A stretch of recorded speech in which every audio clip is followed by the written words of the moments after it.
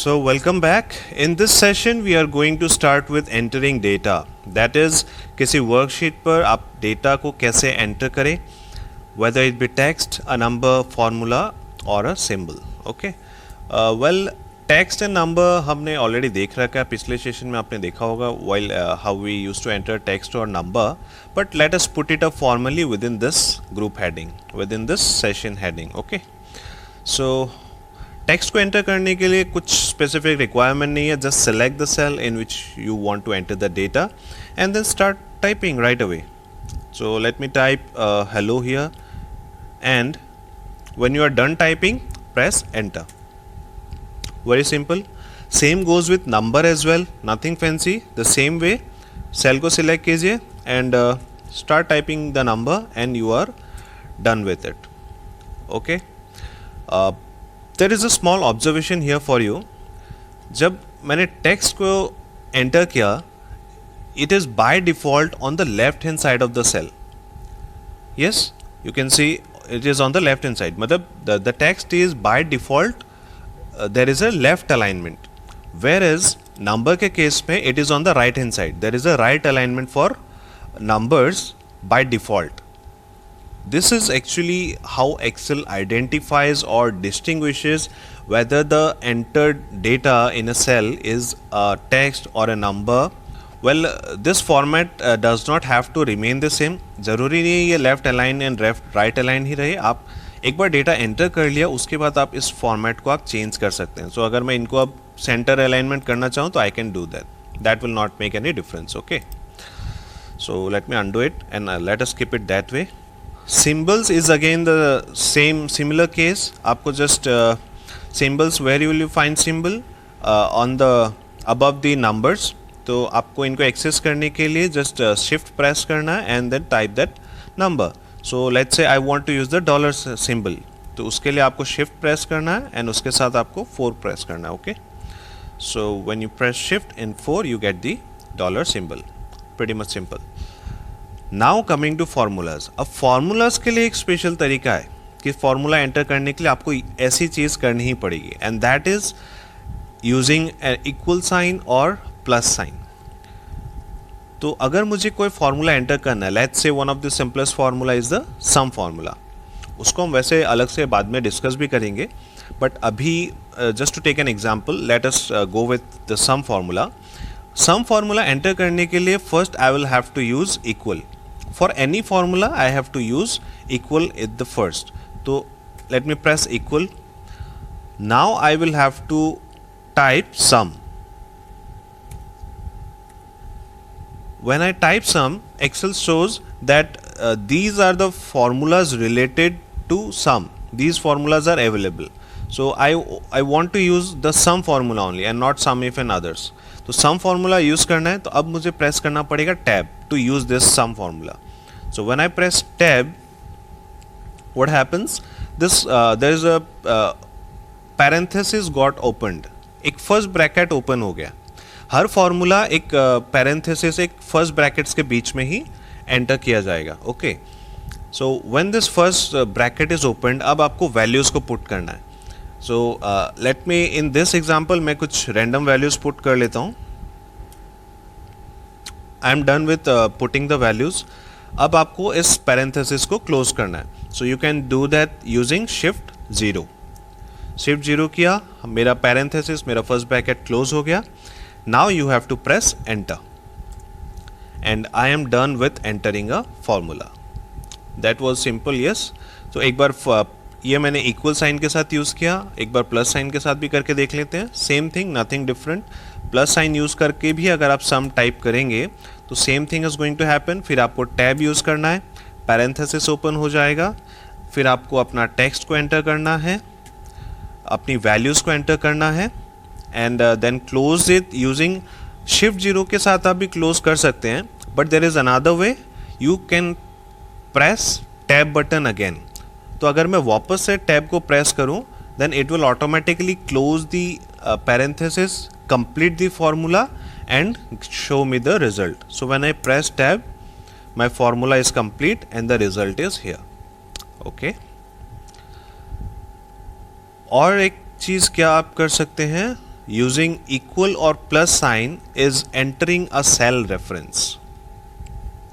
Now, what is a cell reference?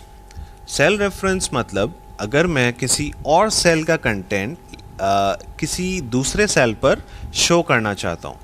For example अभी इस cell पर जो है E10, मैं इस सेल पर क्या चाहता हूँ कि जो C5 का कंटेंट है. अब C5 पर हम देख रहे हैं ये 456987 नंबर लिखा हुआ है and that I want to fetch from C5 to E10. Okay, so how can I do that? पहले आपको इक्वल टाइप करना है. इक्वल मैंने प्रेस किया. Now use the arrow keys to go to that cell. So arrow keys को use करते हुए I navigate to the cell C5 क्योंकि हमें वो हमारा सोर्स सेल है, उससे हम डेटा को फेच कर E10 पर लाना चाहते हैं. ओके, सो यहाँ पर आपको अभी शो कर रहा है equal C5. Now we are done with cell referencing. अब आपको जस्ट प्रेस करना है एंटर. तो इससे हुआ क्या, C5 सेल पर जो भी कंटेंट लिखा जाएगा या लिखा हुआ है या इन फ्यूचर लिखा हुआ जाएगा वो आपको E10 पर भी दिखाई देगा. That is cell referencing. अब ये क्यों किया जा रहा है? अगर मैं कहीं और का डेटा कहीं और लाना चाहता हूँ, मैं कॉपी पेस्ट भी तो कर सकता हूँ. If that is going to be your argument, then let me show you what is the difference. अगर मैं इसी नंबर को या इस जो भी डेटा है उस पर्टिकुलर सेल में उसे मैं कॉपी पेस्ट करके अगर लाता, then that will be static in nature. Static मतलब वो अगर इन फ्यूचर अगर C5 में कुछ चेंजेस होते हैं तो वो इसमें रिफ्लेक्ट नहीं होंगे. बट सेल रेफरेंसिंग के केस में it is going to be reflected. So let us check it out. अगर मैं इस डेटा को चेंज कर देता हूँ, you can see this cell referencing में जो सेल था दैट हैज़ गॉट चेंज्ड. इसमें वैल्यू चेंज हो गई जो भी C5 पर चेंजेस हुए, but this remains the same. So that is the difference and that is why we use cell referencing. Well, ज़रूरी नहीं है सेल रेफरेंस को आप सेम शीट पर ही करें, आप दूसरे शीट से भी डेटा को फेच कर सकते हैं. So let me show you. इस बार हम प्लस यूज़ करके करते हैं. तो प्लस यूज़ किया. Now I want to move to the previous worksheet. तो हम वर्कशीट पर कैसे मूव करते हैं? We have learned in the navigation shortcuts control page up. So control page up से I move to this sheet and now let's say I want to use the year 3 revenue figure. ठीक है, ये figure मुझे उस cell पर refer करना है. सो मैंने जस्ट उसको सिलेक्ट किया and now I have to press enter. When I press enter I have fetched data from the editing sheet, the revenue figure for the year 3. Okay, अब ये सेल रेफरेंसिंग का address देखिए किस तरह से mentioned है. हमने प्लस सिंबल यूज़ किया था but Excel has by itself put an equal before it. तो अगर हम प्लस को अब हटा भी दें तो भी कोई फ़र्क नहीं पड़ेगा. And what is the next portion? उसके बाद आपको दिखाई देगा कि ये सेल रेफरेंस का ब्रेकअप किस तरह से है. So the first portion is the name of the sheet from where data has been fetched. तो मेरी शीट का नाम क्या है जहाँ से मैंने डेटा को फेच किया? That was the editing sheet. उसके बाद there is a separation with the help of an exclamation mark and उसके बाद है the name of the cell. तो हमने कहाँ से डेटा को फेच किया? J14 cell, that is the J column and 14th number row of the editing sheet. Okay, so that is about the cell reference. And now आप equal या plus use करके और आप क्या कर सकते हैं? आप एरिथमेटिक ऑपरेशंस भी कंडक्ट कर सकते हैं. So what are the arithmetic operation? Let's say plus minus into divide. So let us check out. पहले इक्वल टाइप करना है. Then now I want to make a division between these two figures. तो division के लिए पहले मुझे first cell पर जाना पड़ेगा. तो I am using the left key to navigate to that cell. Left key press करते हुए इस सेल पर आएंगे. Now use the division symbol. तो डिवीजन प्रेस करेंगे, divide symbol, and now again use the left key to navigate to this cell. तो अब हमारा फॉर्मूला क्या आ गया? Equal for using the formula and then E10 divided by F10. E10 पर क्या है? दिस फिगर एंड F10 पर है दिस फिगर. तो this divided by this. Now I have to press enter and you will get the result. So this is not 1 actually, this is in this has been rounded off, it is actually 0.88. All right. Next, showing all formulas, that is control plus what? Do you know what is this symbol called? So this symbol is called tilde. Spelling is TILDE. Okay. What is it used for? इसका काम है formulas को check करने के लिए, formulas को evaluate करने के लिए आप इसको यूज़ करते हैं. व्हाट इट हैपन्स, जब हम इसको प्रेस करेंगे तो क्या होगा, आपकी वर्कशीट पर जितने भी फार्मूलाज आपने पुट कर रखा है, जितने भी सेल रेफरेंसेस आपने डाल रखे हैं, वो सभी एक्सपोज हो जाएंगे, वो सभी रिवील हो जाएंगे. अभी जैसे ये तीन यहाँ पर ये दो सेल रेफरेंसेस हमने यूज़ किया एंड ये एक फार्मूला हमने यूज़ किया. ये क्या है, आपको at the back side of this figure है, that is hidden behind this figure. आपको सामने क्या दिखाई दे रहा है, only the result, the output, but उसके पीछे क्या है वो आपको यहाँ से फॉर्मूला बार पर दिखाई देता है. बट अगर आप सभी सेल्स के पीछे का फॉर्मूला को आप सामने देखना चाहते हैं तो it is not possible using the formula bar, right. So that can be done using this control plus tilde. So when I press, in case you do not know where is this symbol is, so this is here, number line का सबसे पहला symbol. Okay, so when I press control plus tilde, what happens, you see ये सभी formulas आपके सामने reveal होकर आ गए. And now it becomes easier to check all the formulas at once. आप सभी formulas को एक साथ चेक कर सकते हैं. एंड जब आप फर्नीचर मॉडल्स पर काम करें या बहुत कंप्यूटेशनली काफ़ी उसमें फार्मूलाज इन्वॉल्व है किसी शीट पर, तो उसको चेक करने के लिए this can be used. Okay, अब इसको वापस नॉर्मल मोड पर जाने के लिए you have to press control plus tilde again. Done. Moving on to F9, evaluating all formulas. So for that I will have to take an illustration. Let me put some random figures. कुछ example लेता हूँ. Now let me put some formula के लिए पहले equal use किया and then the first figure plus the second figure divided by the third figure. तो मैंने जैसे एक रैंडम फार्मूला पुट किया है. क्या किया हमने, first figure that is 2 plus the second figure that is F15 मतलब 3 divided by 4. अब आप प्रेस करेंगे enter. what do you get, the result is 2.75.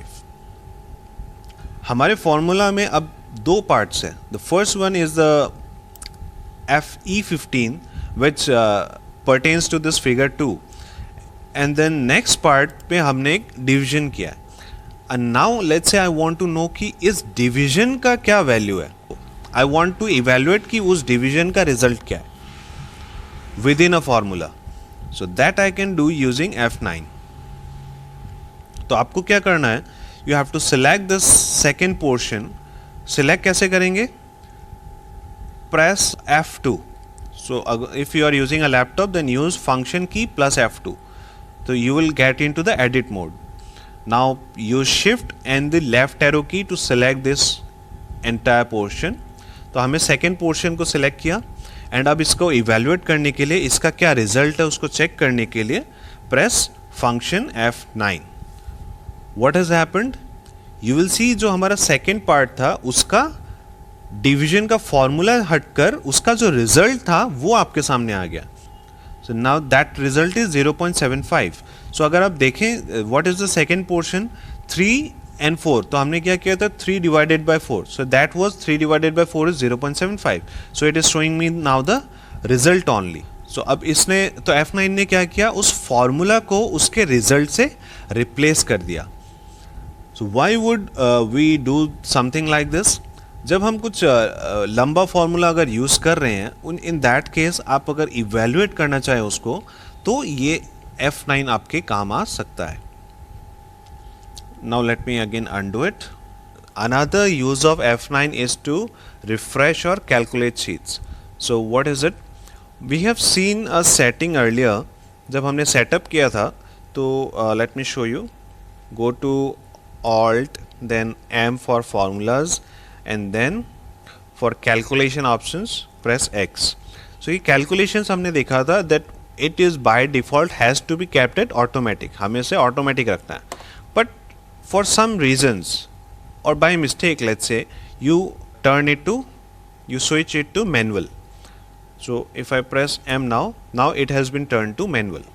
अब manual करने से क्या होगा, अब आप कोई भी चेंजेस अगर कर रहे हैं अपनी शीट पर, उसका इम्पैक्ट आपके फॉर्मूला पर नहीं दिखेगा, मतलब आपका रिजल्ट चेंज नहीं होगा अगर आप अपने इनपुट्स को चेंज कर रहे हैं. So what do I mean by that, यहाँ हमने एक फॉर्मूला पुट कर रखा है and the input for this is this 3 figures. So now let me change one of these figures. इस फिगर को I change to 6 from 4. तो मैंने इसको चेंज करके 6 कर दिया. Now if I press enter, अगर ये ऑटोमेटिक होता तो मेरा फॉर्मूला का रिजल्ट अपने आप चेंज हो जाता, बट मैनुअल करने की वजह से now it has not changed. तो अब मुझे रिफ्रेश करना पड़ेगा या एक्सेल को बताना पड़ेगा that go ahead with your calculation, आप चेंजेस करो. So उसके लिए I have to press F9 now. So when I press function F9, my result got changed. 2.75 से now my result is 2.5. This is another use of F9. तो इसको वापस से change कर दीजिए. We want to keep it automatic only. Manual नहीं रखना है गलती से भी.